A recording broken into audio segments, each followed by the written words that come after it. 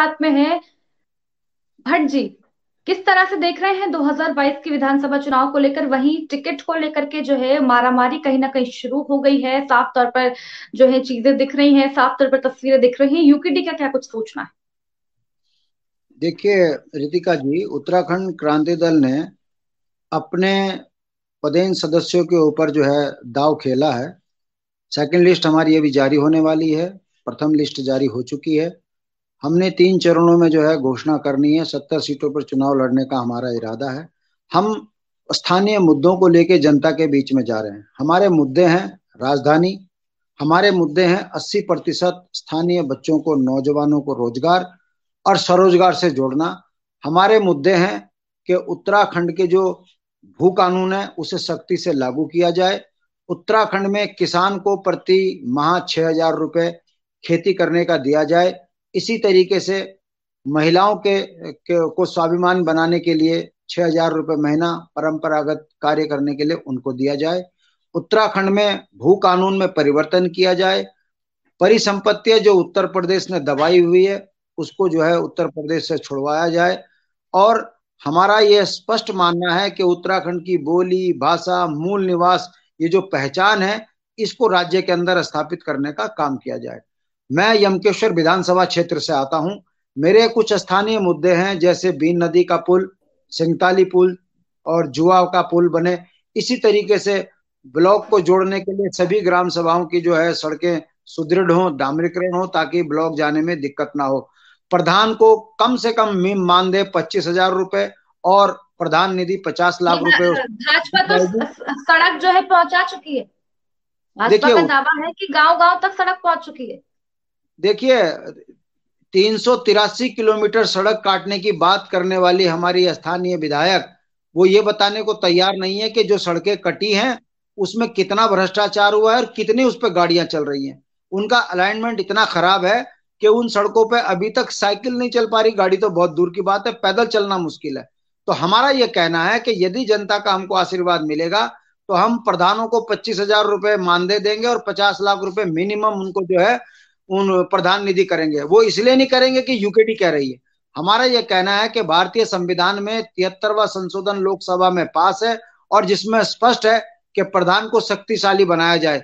जब प्रधान के लिए सारे कानून नियम तय हैं तो क्यों प्रधान को विधायक के अधीन रखा हुआ है? तो उत्तराखंड क्रांति दल का यह कहना है कि उत्तराखंड क्रांति दल हर विधानसभा के अंदर सैनिक कैंटीन, सैनिक बाहुल्य क्षेत्र है, पेट्रोल पंप ब्लॉक स्तर पर खुलवाएंगे और ब्लॉक स्तर पर रोजगार स्वरोजगार के साधन जुटाने का प्रयास करेंगे ताकि नौजवान बच्चों को रोजगार मिले।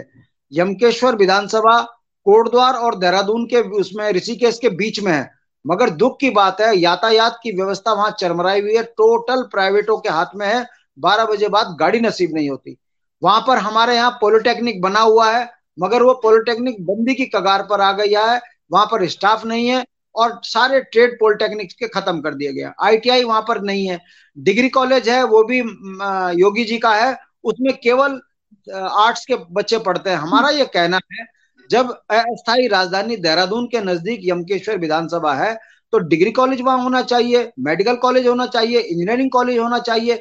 और जल संवर्धन के लिए सबसे बड़ी चीज ये है रितिका जी, वहां 7 बड़े ऐसे पॉइंट है जहां पर झील बनाकर पानी रोका जा सकता है, पानी की समस्या का निदान किया जा सकता है।